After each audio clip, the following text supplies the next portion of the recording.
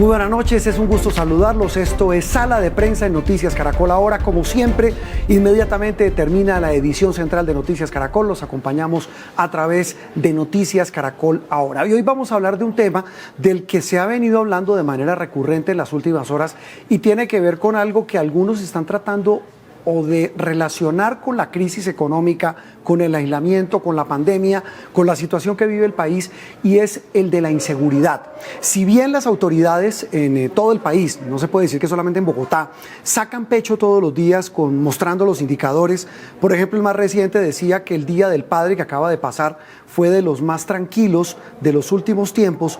Estas imágenes que ustedes ven pues se contrastan con esa afirmación de las autoridades, y es la que tiene que ver con robos espectaculares, cinematográficos, especialmente en Bogotá. Se presentaron el uno en esta joyería ubicada, esto es en el occidente de la ciudad, en el centro comercial Gran Estación. Otro hecho se presentó cuando hubo un asalto masivo a un bus en la noche inmediatamente anterior. Había ocurrido en esta calle del norte de Bogotá un robo también medio espectacular, digo medio espectacular como tenebroso, a un grupo, en un edificio, a unos apartamentos donde entraron ladrones fuertemente armados. Lo que hace pensar a las autoridades es que se trata de bandas muy organizadas, pero repito, es un tema que pues si bien por estos casos espectaculares pues ha hecho sonar de nuevo el tema de la inseguridad en Bogotá. Se metió la alcaldesa Claudia López echándole el agua sucia a la policía, diciendo que por cuenta de vacaciones y del COVID el personal de la institución en la capital del país pues no es el que se requiere para una ciudad tan compleja. En fin, una polémica que vuelve y arranca cuando hablamos de nuevo de estos temas de inseguridad que nos tocan a todos, especialmente a los ciudadanos de a pie. Hoy hemos invitado a dos expertos, a dos personas que conocen a profundidad este tema para ayudarnos a entender el asunto, no solamente, repito,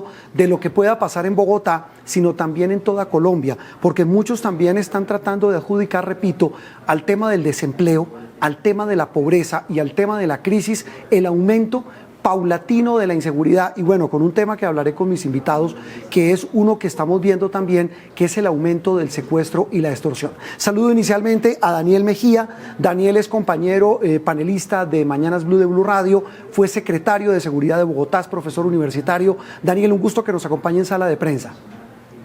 Juan Roberto, buenas noches, un gusto estar con ustedes. Muy bien, y nos acompaña también Luis Fernando Quintero, tal vez uno de los analistas más respetados y más documentados de lo que pasa en Antioquia y en el país. A él lo localizamos a esta hora en Medellín. Luis Fernando, un gusto que esté con nosotros. Buenas noches, Juan Roberto, buenas noches, Daniel. Solamente una corrección, es Luis Fernando Quijano. Luis Fernando, gracias. Luis Fernando, tal vez quiero arrancar con los dos y arranco con Daniel en Bogotá. Es esa interpretación que se está queriendo hacer de relacionar incrementos de casos de inseguridad con la crisis que se está viviendo en Colombia por cuenta del aislamiento y la pandemia. ¿Qué lectura hace usted inicial de este tema? Mire, Juan Roberto, cuando comenzó la pandemia hubo una caída muy fuerte en prácticamente todos los delitos. Bogotá en ese momento venía perdiendo en homicidios, estaban aumentando los homicidios casi al 20%. Venían unas buenas cifras de hurto, y apenas comenzó la cuarentena, que en Bogotá comenzó 4 o 5 días antes, hubo un desplome de todos los indicadores de inseguridad, de hurto a personas, hurto a residencias, etcétera. Pero estos se han venido recuperando y vemos, por ejemplo, que homicidios en el mes de mayo fue superior al mismo mes del año anterior, que es preocupante porque de alguna manera, con un porcentaje alto de la población confinada sin salir a las calles, es preocupante que estemos viendo, por ejemplo, aumentos en los niveles de homicidio.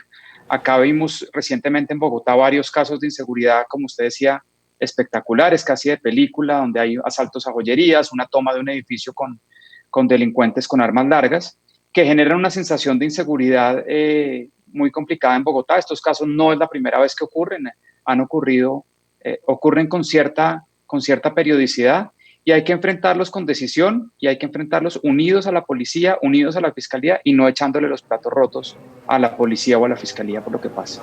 Sí, que fue un poco lo que pasó, decimos, con el pronunciamiento de la alcaldesa de Bogotá. Voy con Luis Fernando Quijano, Medellín. Luis Fernando, en Medellín, si bien las autoridades hablan también de una disminución, como lo plantea Daniel, en Bogotá y en el resto de Colombia, pues también muestran una gran preocupación porque los mismos grupos que cobran el famoso gota a gota, los mismos grupos o combos que cobran las extorsiones pequeñas, extorsiones de 2.000, 3.000 pesos que se terminan convirtiendo en miles de millones al año, pues siguen operando. Parece que ahí no hubo ni aislamiento ni pandemia en torno a estos fenómenos tan complejos que aquejan a la capital antioqueña.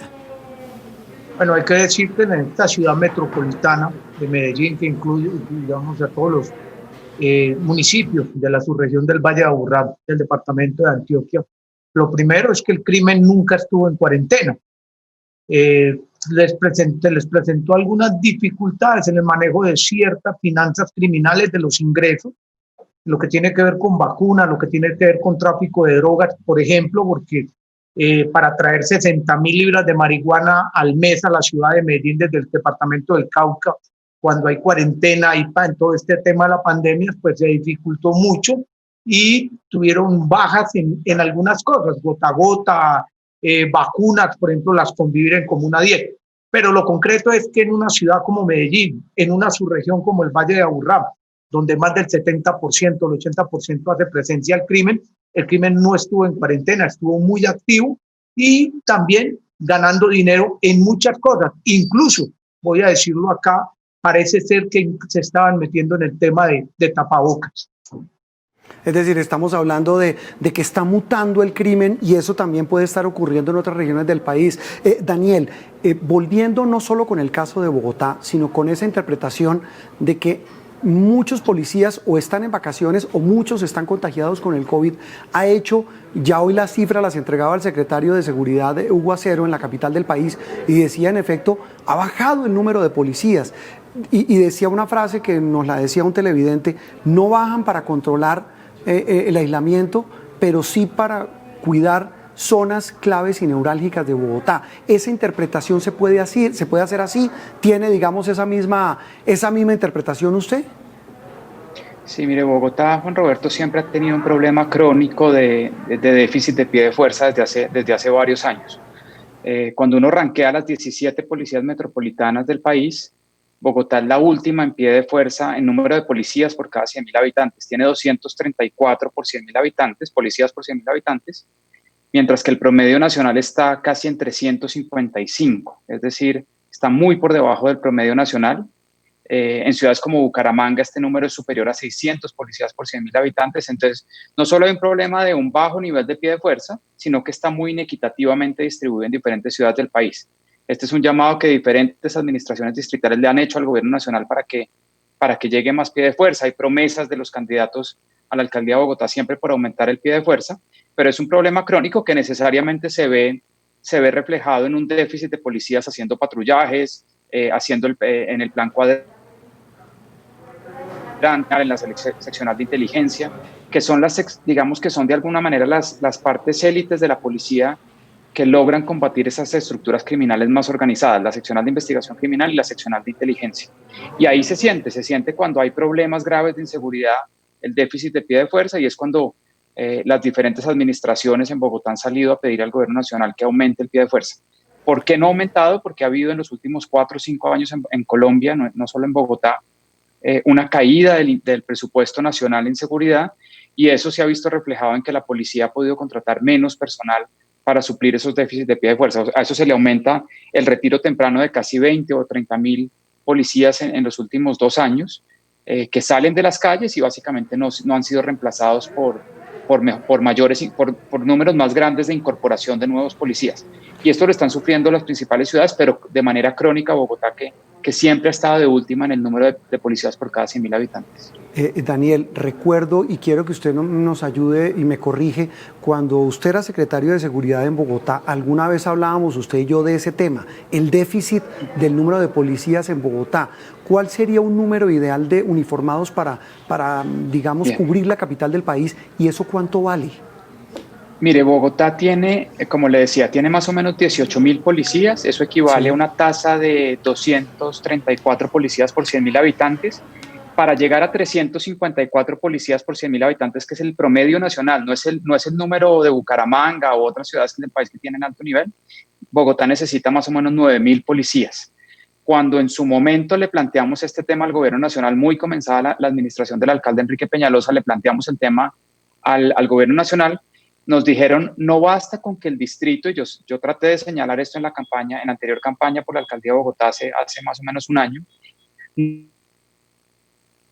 no va a ganar el salario anual durante 4 años de los policías.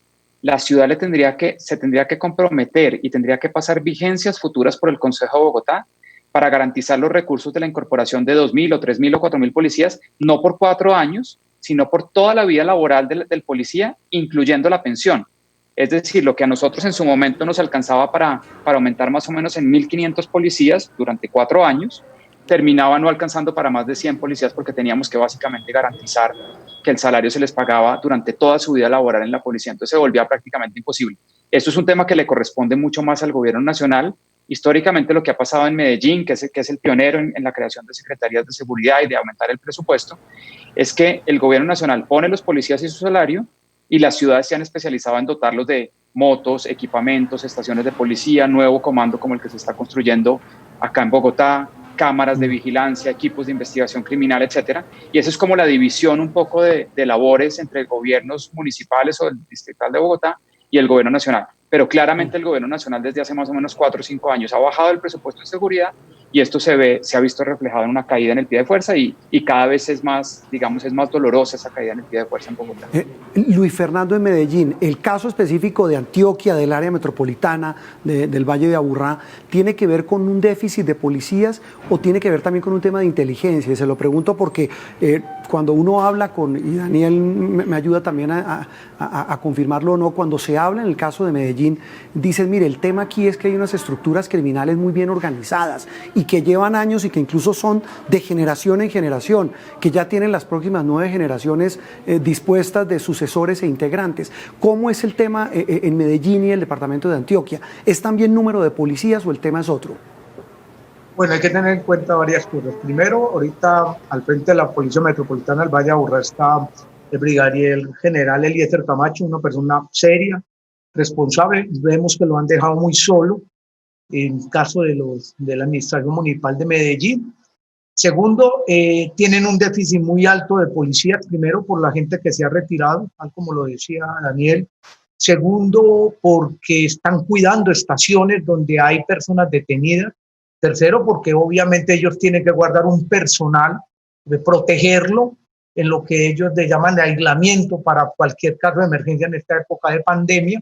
Y también se siente que hay un déficit, pero también hay que decirlo, hay un problema de inteligencia real donde no se ataca la estructura, sino que solamente se le controla. Aquí no se busca desmantelar el crimen. Y esto es un problema de la institucionalidad en su conjunto, no solamente de la policía. Lo otro es que usted bien lo dice, hay unas estructuras muy poderosas. Primero, la oficina, que tiene más de 35 años de existencia, que para nosotros es la fachada del cartel de Medellín que sigue vigente, o del gran poder del narcotráfico.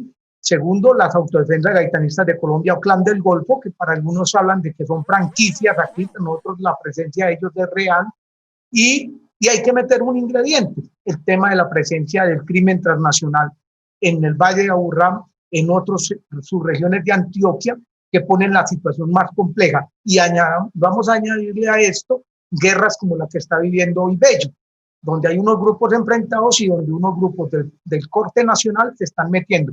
Una guerra en Bello también puede afectar a Medellín y al resto del Valle de Aburrá. Entonces la situación es compleja y, vuelvo y lo repito, con una presencia criminal muy fuerte en el área metropolitana y en la mayoría de las subregiones del departamento de Antioquia.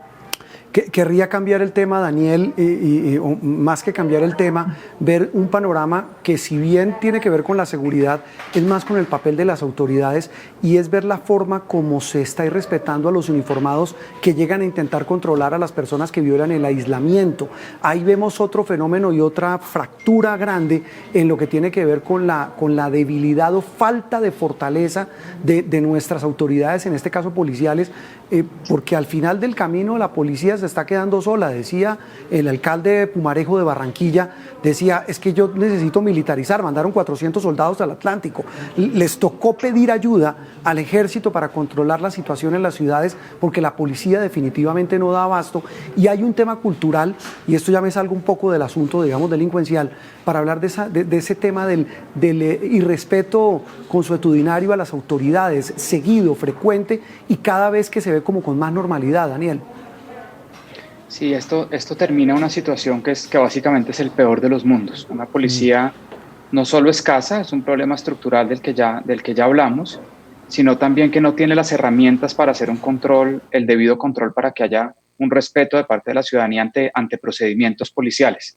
Acá hay un caso, digamos, una cosa que siempre se repite en medios de comunicación, que es el fenómeno de que la gente le pide a la policía que capture a los ladrones, pero una vez capturados ahí mismo les piden que los suelte, que pobrecito, que es un papá o es un hermano, etcétera.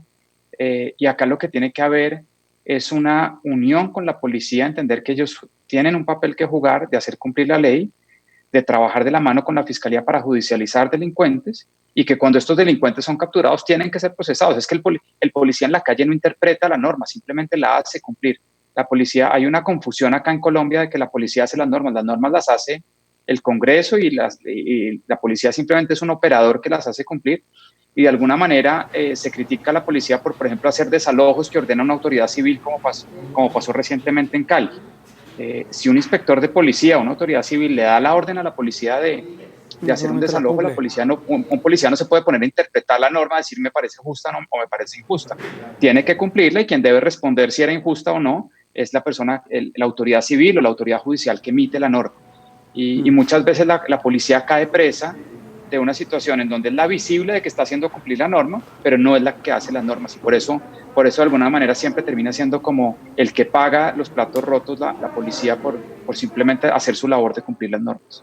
Es la primera línea de fuego en el control de este tema ciudadano, Luis Fernando. La pregunta en el mismo sentido, y ahí valdría la pena pensar en una reforma estructural a la policía, una manera de reforzarla, de fortalecer un papel que, si bien tenemos unos problemas enormes en materia de orden público que ameritan una fuerza pública, un ejército, una armada, una fuerza aérea muy fortalecidas, con mucha capacidad, pareciera que no se le da la misma prelación a la policía. ¿Eso no valdría también un poco mirarlo?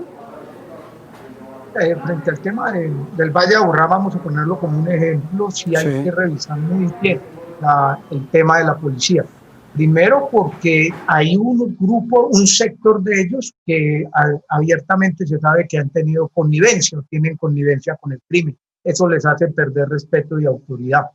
Segundo, porque hay una profunda debilidad en la policía. El hecho de que la mayoría de su personal está viviendo en los mismos barrios, en las mismas comunas, en los mismos corregimientos donde hace presencia un crimen tan poderoso como la oficina, que tiene unas 350 bandas en Medellín, unas 500 bandas, la presencia de otros grupos poderosos del crimen a nivel nacional y demás, hace que la cosa sea más difícil. Nosotros hemos planteado, por ejemplo, qué importante sería construir ciudadelas para la policía. O sea, cómo evitar que ellos que ellos tengan que estar permanentemente donde está el crimen para poder actuar. Y es muy difícil poder actuar. Muchas veces reciben amenazas para que su familia reciben la amenaza directa o indirecta, y eso les hace cortar la posibilidad de operar. Entonces hay una situación que usted lo ha planteado y hay que reformar, pero reformar también implica es dónde ubicar estratégicamente a estas personas, para que estas personas puedan tranquilamente trabajar sin tener que tener la presión permanente cuando salen a la puerta de su casa, cuando se montan en su moto o en su carro, de ver a los criminales en la esquina prácticamente diciéndole no se le olvide quién manda en los barrios. Que ese es el eterno drama social de nuestros policías. Tal vez una cosa final, el tiempo se me agota, pero les quisiera pedir a los dos una respuesta corta para esta reflexión con la que arrancamos, y comienzo con Daniel. Ineludiblemente, y usted lo decía, como en el peor de los mundos, la crisis económica, la situación que estamos viviendo por cuenta del aislamiento y la pandemia, nos va a llevar a que aumenten los niveles de inseguridad en nuestras ciudades, Daniel. Sí, desafortunadamente yo creo que sí. Yo hace más o menos 2 meses publiqué como unas cifras iniciales y llamaba la atención de no hacer fiestas con esa caída inicial que se observaba en el crimen, porque el rebote va a ser duro. Muchos hogares han perdido ingresos, han perdido su empleo, tienen hambre, tienen niños que alimentar, y probablemente ese desespero va a llevar a muchas personas, desafortunadamente, a cometer actividades delictivas para sobrevivir. Entonces hay que estar preparados. Yo no veo las administraciones locales diseñando planes de contención para este tipo de problemas que se puedan presentar, y yo creo que deberíamos estar preparados para lo peor, para un rebrote de la inseguridad, especialmente contra la propiedad, generalmente hurto a personas, a celulares, a bicicletas, hurto a residencias, como lo que hemos visto recientemente en Bogotá. Y hay que tener un plan, a la ciudadanía hay que comunicarle un plan, y hay que comunicarle un plan conjunto en donde no esté peleando la alcaldía con la policía o la alcaldía con el gobierno nacional, sino actuar de manera conjunta para que la gente se sienta segura.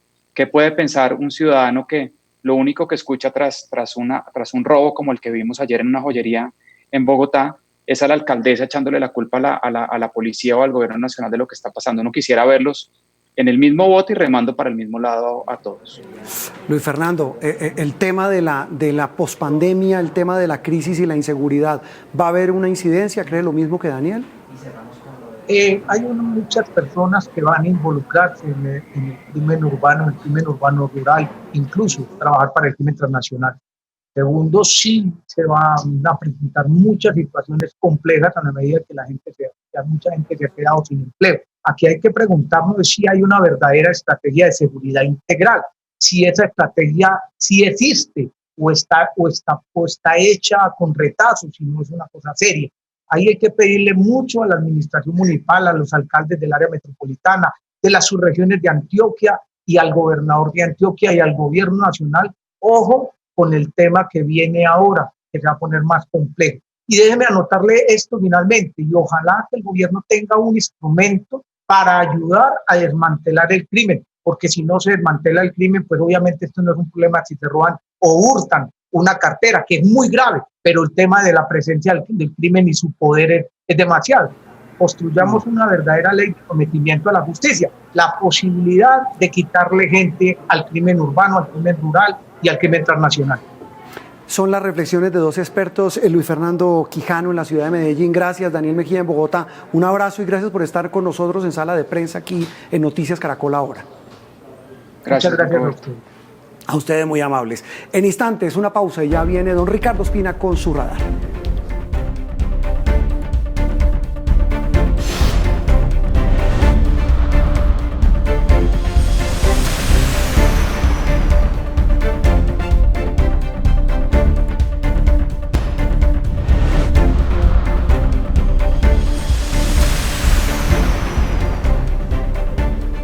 Y en el cierre de Sala de Prensa, como todos los días, don Ricardo Ospina, el director de los servicios informativos de Blue Radio, nos tiene hoy su tema en su radar.